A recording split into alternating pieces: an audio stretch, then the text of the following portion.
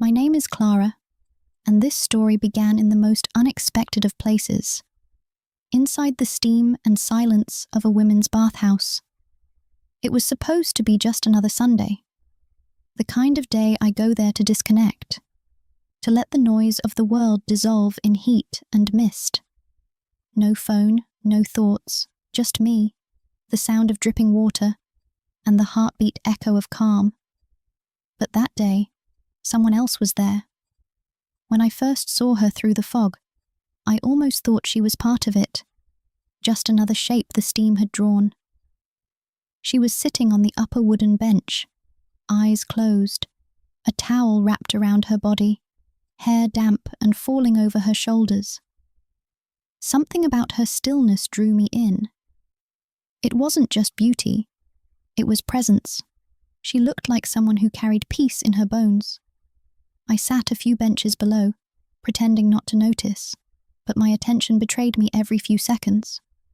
When she finally opened her eyes, they met mine, steady, soft, knowing. "Too hot?" she asked, her voice low and gentle, carried by the sound of steam hissing from the stones.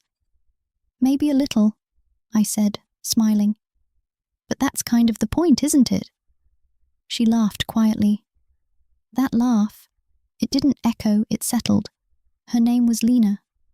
We started talking, voices calm, words blending with the rhythm of dripping water.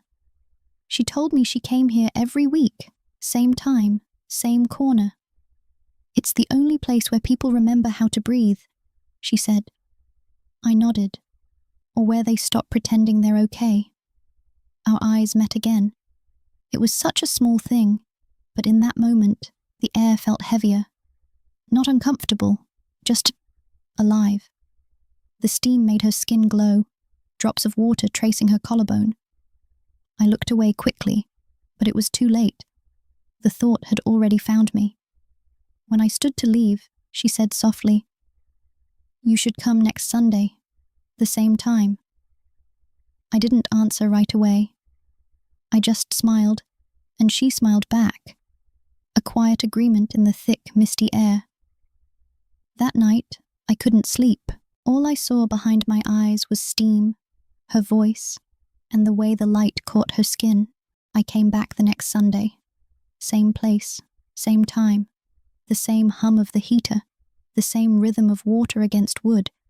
She was already there. When I entered, she smiled, like she'd been waiting. No words at first, just the sound of water dripping, the hush of steam filling the space. We sat close this time, closer than before. Our knees almost touched, and every breath of steam felt shared. She handed me a small handful of salt scrub and said, "It helps your skin breathe." Her fingers brushed mine. That one touch, gentle, accidental, made my chest tighten. We didn't talk about anything deep, just fragments of real life, music, books, how winter feels endless sometimes. But the pauses between words said everything else. At one point, she leaned her head back against the wall and closed her eyes. The steam wrapped around her face like a veil, and she looked almost unreal. I caught myself staring, memorizing the shape of her mouth, the line of her shoulders. Then she opened her eyes, met my gaze, and smiled softly. "You're staring," she whispered. "I know," I breathed. "Sorry." "Don't be," she said. "It's nice." The silence that followed wasn't silence anymore. It was the sound of two heartbeats syncing with the rhythm of dripping water. She reached out, slowly, uncertainly, and placed her hand over mine. It was warm, damp, trembling, and in that humid, glowing air, something wordless passed between us. A permission, a beginning. We stayed like that for a long time. No words, no need, just warmth, breath, and closeness. When I left that evening, I didn't look back, but I knew she would be there next Sunday. And maybe so would I.